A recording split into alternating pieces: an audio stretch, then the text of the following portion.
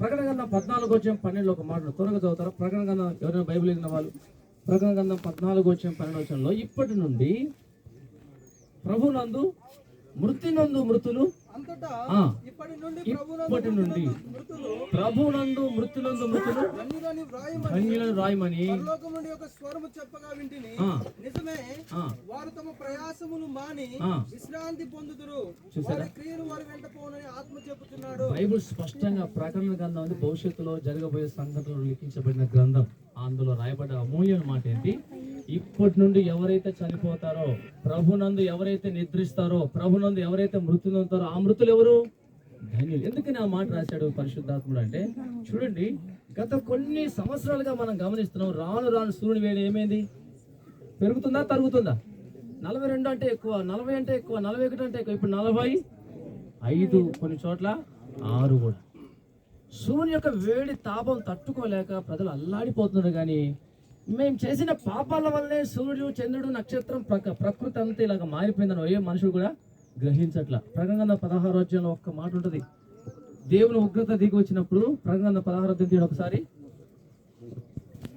ప్రకటన గ్రంథం 16వ అధ్యాయంలో ఒక్క నిమిషము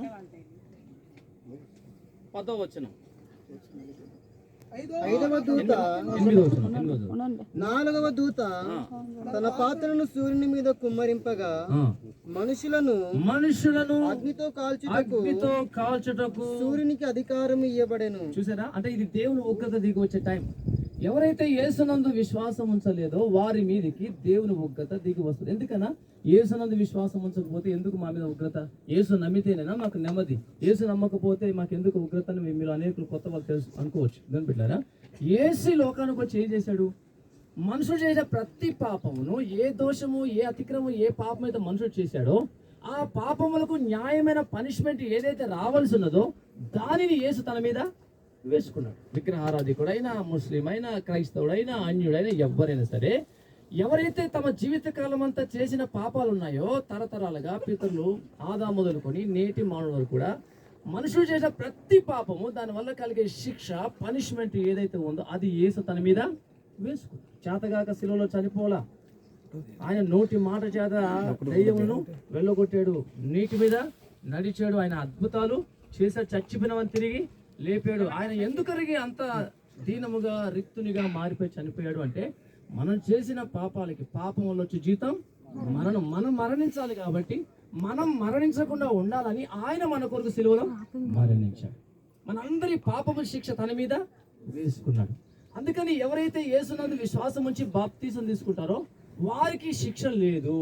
ఎందుకంటే ఆల్రెడీ ఒక వ్యక్తి ఏమయ్యాడు? మనకు బదులు శిక్షించబడ్డాడు. నేను తప్పు చేశాను, నేను తప్పు ఆ దెబ్బలు తింటే తట్టుకోలేనుకో, నాకు బదులుగా జైపాలు వచ్చి నా దెబ్బలు తిన్నాను అనుకోండి, మళ్ళీ నన్ను కొడతారా మీరు? ఏమంటలేదు. నేను పొరపాటు చేశాను, తప్పు చేశాను, నన్ను కొడితే నేను బలహీన, ఒక దెబ్బలు తిని ఏమైనా చనిపోవచ్చు, లేదా ఇంకేదైనా జరగచ్చు. నాకు బదులుగా జైపాలు అడ్డం వచ్చి అన్న నన్ను కొట్టండి, ఆయన దెబ్బలు తినలేడు, ఆయన తింటే బతకలేడు, నన్ను కొట్టని చెప్పి నాకు బదులు వచ్చి ఆయన దెబ్బలు తిని అనుకోండి, మళ్ళీ వచ్చి మీరు నన్ను కొడతారా? కొట్టరు. ఎందుకని? ఆల్రెడీ నాకు బదులు ఒక ఆయన దెబ్బలు తిన్నాడు కాబట్టి. నేను ఒక వ్యక్తికి ₹1,00,000 అప్పున్నాను అనుకోండి, అప్పుడు నేను కట్టలేక అల్లాడిపోతున్నా. నాకు బదులు ఎవరైనా ఒక వ్యక్తి జైపాలే వచ్చి మరలా ₹1,00,000 మీకు కట్టాడు అనుకోండి, మళ్ళీ తిరిగి నన్ను అడుగుతారా? సేమ్ అదే విధంగా యేసుక్రీస్తు ప్రభు కూడా కల్వరి శిలువలో మనందరి పాపాల వచ్చే శిక్ష ఏదైతే ఉందో అది తన మీద వేసుకున్నాడు. ఇప్పుడు ఎవరైతే యేసునందు విశ్వాసం ఉంచుతారో వారికి శిక్షగా లేదు. యేసునందు విశ్వాసం ఉంచలేదు, బాప్తిసం పొందలేదు కాబట్టి నువ్వు చేసిన పాపాలు నీ మీదనే ఉండిపోతాయి. నువ్వు విగ్రహారాధికులు ఎవరైనా సరే యేసునందు విశ్వాసం ఉంచితే నువ్వు చేసిన ప్రతి పాపానికి నీకు బదులుగా ఆయన శిలువలో మరణించి తిరిగి 3వ దినాన లేచాడు కనుక నువ్వు సింపుల్ గా నమ్మితే చాలంతే. నువ్వు చేసిన పని ఏమీ లేదు.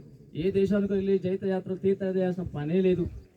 సింపుల్ గా ప్రభువాను నా పాపాల కొరకు మరణించావు, సమాధి చేయబడ్డావు, తిరిగి 3వ దినాన లేచావు, నా కొరకే ఈ శ్రమ పడ్డావయ్యా, నేను నిన్ను నమ్ముతున్నాను, నా హృదయంలోనికి రండి అయ్యా అని సింపుల్ గా చిన్న ప్రార్థన చేసిన ఆ ప్రార్థన ఆలకిస్తే. ఏ ప్రార్థన నా ప్రభు నిర్లక్ష్యం చేస్తా కానీ ఈ ప్రార్థన నిర్లక్ష్యము చేయడు. దేవుని బిడ్డలారా, రితేష్ చిన్న వయసు ఆ పిల్లానికి 5 సంవత్సరాలు నిండలా. దేవా నీకు స్తోత్రం, యేసయ్యా నీకు స్తోత్రం, గట్టిగా స్తోత్రం చెబుదాం. హల్లెలూయా. చిన్న వయసులోనే మంచిగా పాటలు పాడి ప్రభుని కనపడి మేము ఇంత పెద్దలయ్యాం, గొప్పలయ్యాం, కానీ మళ్ళీ ఎవరు కన్నారో ఆ సృష్టికర్త ఎవరో మనం ఎందుకు ఈ లోకాలకు వచ్చి వివేకం లేకుండా జీవిస్తా ఉన్నాం. ఈ సందర్భంలోనైనా ఆ బిడ్డ జన్మ మరణాల మధ్య ఉన్న చిన్న సమయంలోనే ఆ బిడ్డ దేవుని కనపరిచినాడు. ఇంతమంది సువార్త వినేందుకు ఆ బిడ్డ కారకుడు అయినాడు. గట్టిగా స్తోత్రం చెబుదామా? ఇంతమంది దేవుని పిల్లలు వచ్చారు, ఇంతమంది ఇదో వాక్యం వింటున్నారు, సృష్టికర్త యొక్క మాటలు ఇంతమంది వింటున్నారంటే దీనికి కారణం ఎవరు? రితేష్. కనీసం ఆ బిడ్డ చావులోనైనా ఇంతమంది దేవుని వాక్యం వినేటట్టుగా కారకుడు అయ్యాడు. నీ సంగతి ఏంటి?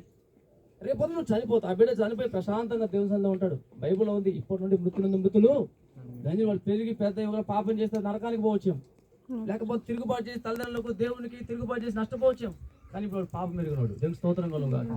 హల్లెలూయా. 8 సంవత్సరాలు కావాలి పాపం తెలియాలంటే, మంచి చెడు వివేచించాలంటే కనీసం 7 సంవత్సరాలు దాటిపోవాలి. వాడికి ఆ వయసే లేదు, ఇంకా పాపం అంటే ఊహనే తెలీదు. చక్కగా దేవుని సముఖంలో వెళ్ళిపోతున్నాడు. ప్రభు చక్కగా ఆ బిడ్డను తీసుకుంటాడు. ఆయన ఇచ్చినాడు, స్వరూపం ఇచ్చిన సాక్ష్యం కూడా మేము అనుకోలేదన్నయ్యా, ఊహించుకుంటే దేవుడు మాకు ఇచ్చాడు అన్నాడు అన్నది. ప్రభు ఇచ్చాడు, మరల ప్రభే తీసుకుంటాడు. ఆ బిడ్డ జన్మ ద్వారా స్వరూపం లోతుగా దేవుని ఎరిగింది. నేను మధ్యాహ్నం కూడా వచ్చిన ప్రార్థన చేశా, ఈ బిడ్డ మరణ ద్వారా తండ్రి ఇంకా కుటుంబ సభ్యులు ప్రభు దగ్గరకు వచ్చుదురుగాక. హల్లెలూయా. ఆ బిడ్డ చిన్న జీవితమే, కానీ ఇంతమందిని ప్రభావితం చేసినాడు, ఇంతమందిని సమాధానం తీసుకొచ్చాడు, ఇంతమంది దేవుని వాక్యం వినే విధంగా కారకుడు అయ్యాడు. మరి మీ సంగతి ఏంటి? ఈ రోజు చెప్పబడ్డ మాటలు కూడా మీ మీద సాక్ష్యంగా ఉంటాయి. ఆ రోజు నా బిడ్డ రితేష్ నేను తెలుసుకున్నాను, ఆ రోజు నిన్ను ఆ కోడిక తీసుకొచ్చావు. నువ్వు నన్ను ఎందుకు ప్రభుగా రక్షకునిగా అంగీకరించలేదు? సింపుల్ గా నా ఎందుకు విశ్వాసం ఉంచితే నీ పాపాలకు అడిగేసేవాని కదా. నీ జీవితకాలం అంతా నువ్వు చేసే ప్రతి పాపాన్ని నేను క్షమించేవాని కదా. నన్ను ఎందుకు నువ్వు నమ్మలేదు? ఇదిగో నరకంలో నువ్వు యుగ యుగాలు కాలాలంటాడు. చూడండి, ఇక్కడ అగ్ని చేత సూర్యుడు ఏమయ్యాడు? వేడైపోయి మనుషులు కాలుస్తున్నారు. ఆ కాల్పును బట్టి ఏమనుకుంటారంటే మనుషులు, చూడ అక్కడ 9వ వచనంలో, కాగా మనుషులు తీవ్రమైన వేడిమితో కాలిపోయి ఈ తెగుళ్ళ మీద అధికారంగా దేవుని నామం దూషించింది, కానీ ఆయన మహిమపరిచినట్లు మార్మనసు పొందిన వారు కాదు. సూర్యుడు ఇంతగా మండిపోతున్నాడు, దేవుడు ఏడున్నాడు? దేవుడు గుడికి రాళ్ళు కొట్టారు కొంతమంది విగ్రహాదుకులు అయితే. దేవుడు దూషిస్తున్నారు, కానీ మనం చేసిన పాపాలే కదా. ఇప్పుడు మన చేతిలో మొబైల్ ద్వారా ఎన్ని పాపాలు చేసాం, కరెక్ట్గా మనసాక్షి తట్టి లేపుకుంటే. ఎన్ని వ్యర్థమైన వాటిని చూసాం, ఎన్ని వ్యర్థమైన మాటలు మాట్లాడాం, ఎంత నీచంగా సొసైటీలో బ్రతికాం. ఎవడేమైపోతే నాకేంటని మనం ఇష్టానుసారంగా జీవించాం. మనం చేసిన పాపాల వల్ల ప్రకృతిలాగా మారిపోతుంది.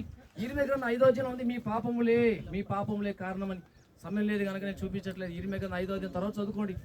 ఇది మీ ప్రకృతి ఋతువులు మారిపోవడానికి, కాలాలు మారిపోవడానికి మీ పాపములే కారణమని బైబిల్లో ఉంది. మనం చేసిన పాపాల వల్లే సూర్యుడు అలాగా వేడిగా మారిపోతుంది. భవిష్యత్తులో ఇంకా భయంకరంగా వేడి అవుతాడు. మీరు అనుకుంటున్నారు రాను మంచి దినాలు వస్తాయి. లేదు, మంచి దినాలు రావు, ముంచే దినాలు వస్తాయి. అగ్ని చేత కాల్చబడే రోజులు వస్తాయి. ఆ దినాలు రాకముందే మీరు ఈ క్షణం మంది ఏం చేయాలి? ప్రభువుని అంగీకరించాలి. ఆ బిడ్డ సంతోషంగా దేవుని దగ్గర పోయినాడు. బాధపడాల్సిన పనుల కాకపోతే తల్లిదండ్రులకు గుండె కోత ఉంటుంది, బాధ ఉంటుంది, వేదన ఉంటుంది. మనం కూడా ఒకరు ముందు ఒకరు తర్వాత ఏదో ఒకరు దేవుని దగ్గరికి వెళ్ళాల్సిందే. ఆ బైబిల్ చెప్తుంది, గర్భఫలం యెహోవా అనుగ్రహించు బహుమానం. ఈరోజు మనం పెద్దగా అయ్యాం. మనం ఒకప్పుడు ఎవరు? మీ తల్లిదండ్రులకి బహుమానాలమే. నువ్వు బహుమానమే, నేను బహుమానం. మన తల్లిదండ్రులకు ఇచ్చిన బహుమానం, ఆ బహుమానం ఎవరు పంపారు? దేవుడే పంపాడు. దేవుడు పంపిన ఈ బహుమానం మళ్ళీ ఎవరికి అప్పగించాలా? దేవుడికి అప్పగించాలి. ఈ రోజైనా దేవుని బిడ్డారా, రితేష్ బదులుగా ఆ బిడ్డ అయితే పరలోకం వెళ్ళాడు, వాడు ఇక్కడ మాట్లాడలేడు. వానికి బదులుగా నేను మాట్లాడుతున్నా. ఈ రోజైనా యేసును ప్రభుగా అంగీకరించి బాప్తిసం తీసుకొని మీరుంటున్న సంఘంలో దేవుని సేవకులకి, దేవుని పిల్లలకి నమ్మకంగా ఉండి పాపాన్ని విడిచిపెట్టి ప్రభు కొరకు బ్రతికితే ఆ బిడ్డ యొక్క మరణ దినానికి వచ్చినారు కదా, మీ జన్మ ఏమవుతుంది? ధన్యమైతే నిజంగా సార్థకంగా అవుతుంది మీ జీవితం. ఈ రోజన్నా నువ్వు యేసు హృదయం ఇవ్వకుండా ఇంకా ఇష్టానుసారంగా జీవిస్తే గుర్తుపెట్టుకో. ఈ సమాజంలో కానీ నీకు ఏం అనిపించాలంటే, అయ్యో పాపం పసిబిడ్డ బాయిని అనుకోవడం కాదు. నేను ఒకరోజు ఈ సమాజం దగ్గరికి తీసుకొస్తారు, ఆ రోజు నేను ఎక్కడ పోతా, వీడియం పరలోకం పై నా సంగతి ఏంటని ఆలోచించుదురుగాక. దేవుడి కొద్ది మాటలు మనం వెనుక దీవించునుగాక. అందరూ కూడా చిన్న ప్రార్థన చేసుకుందాం. దయచేసి చిన్న ప్రార్థన, కళ్ళు మూసుకోనండి. ఈ రోజు నేను నా ప్రభువుని గురించి తెలుసుకున్నాను ఈ బిడ్డ ద్వారా. నిజంగా యేసు ఇలాగ మరణించాడని నాకు తెలియలేదు, తెలుసుకున్నాను. ఈ రోజు నాకు యేసు ప్రభు కావాలి, నేను ఆయన నమ్ముకుంటాను. నేను కూడా ఈ ఉగ్రత నుండి నరకను తప్పించుకుంటాను. నేను కూడా తిరిగి ఆయన దగ్గరికి వెళ్తానన్న ఒకసారి మీ కుడి హస్తం పైకి చూపించండి. అవును గారు చిన్న ప్రార్థన చేస్తాను మీ రక్షణ కొరకు. ఎవరైతే ఈ దినమందు, ఈ క్షణమందు నేను యేసు నా ప్రభుగా అంగీకరిస్తున్నా, నిజమే ఈ బిడ్డ పోయినట్లే నేను ఒక రోజు ఈ సమాధిలోకి రావాలి. ఈ బిడ్డ అయితే చనిపోయి దేవుని దగ్గరికి వెళ్ళాడు, నేను కూడా దేవుని దగ్గరికి వెళ్ళాలన్న ఆశ ఎవరికైతే ఉందో వాళ్ళు మీ కుడి హస్తం పైకి చూపించండి. అవును ఒకసారి ప్రార్థన చేసి మిమ్మల్ని రక్షణలోకి నడిపిస్తారు.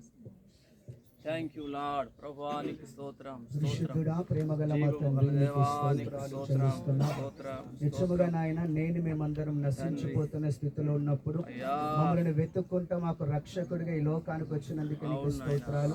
చిన్న బిడ్డ నితీశేఖ తండ్రి సమాధి కార్యక్రమంలో మీ దాసు నిలబెట్టుకుని తండ్రి వాక్యం ద్వారా మీరు మాట్లాడినారయ్యా. అయ్యా అయ్యా, ఎవరైతే నీ దగ్గరికి వచ్చి తమ తమ పాపములు ఒప్పుకొని పశ్చాత్తాపపడతారో, నేను పాపిని నీ ప్రభువా, దగ్గర క్షమాపణ అడుగుతారు నన్ను నాయనా. కడుగు ప్రభువా, వారిని ప్రార్థన చేయండి. క్షమించుటకు నువ్వు సిద్ధమైన మనసు యేసయ్యా, గల నేను దేవుడవయ్యా. పాపిని చెప్పండి ప్రభు దగ్గర. ప్రతి బిడ్డ జీవితంలో ప్రభు రక్షణ దేవా, కార్యాలను నేను సమృద్ధిగా, పాపిని చెప్పండి బిగ్గరగా. అయ్యా, అద్భుతాలు సంపూర్ణంగా జరిగించమని ప్రార్థన. అయ్యా, మీ రక్త ప్రోక్షణ ద్వారా ప్రభు Yes, నేను Lord. మేమందరం మరలా కడగబడిన వారమయ్యా. నీ ఎదుట నిలబడుటకు సహాయం చేయండి. ఈ వాక్యాన్ని బట్టి ఈ సందర్భం ఎవరైతే నీకు ఇంకా క్రీస్తునకు దూరంగా ఉన్నారో వారందరూ కూడా క్రీస్తుని అంగీకరించే మనసు, క్రీస్తుని అంగీకరించే హృదయము, క్రీస్తుని అంగీకరించే ఆలోచన కలిగిన వారు నీ దగ్గరకు వచ్చిన ఆయన ఇచ్చే రక్షణ భాగ్యం పొందుకున్న గొప్ప భాగ్యాన్ని దయచేసి మీరు మహిమ పొందుమని, జరగబోతున్న సమాధి కార్యక్రమాన్ని మీ కృపలో నడిపించుమని యేసు క్రీస్తు నామములో ప్రార్థించి స్తుతించి అడిగి పొందుకొని ఉన్నాం పరమ తండ్రి. ఆమేన్. థాంక్యూ పాస్టర్ గారు. చాలా